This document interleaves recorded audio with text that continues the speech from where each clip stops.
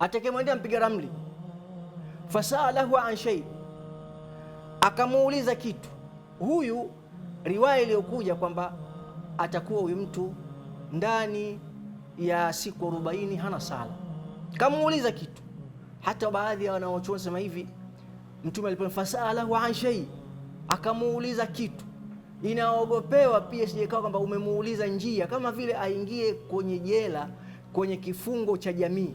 Manake asiulizwe chochote, afungwe kwenye kifungo, asiongee na watu.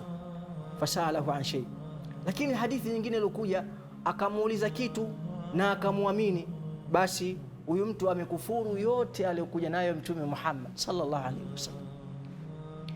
Kwa wale mwanzo ulimuuliza kitu fulani, uliamini hukuamini ni kadhia nyingine, lakini ulimuuliza kitu fulani, wewe siku 40 hauna sala, lakini ulimuuliza kitu na ukakubali, basi wewe umetoka kwenye Uislamu, umechangua Uislamu wako, kwa sababu umeyakataa yote aliyokuja nayo Mtume Muhammad alayhi salatu wasallam.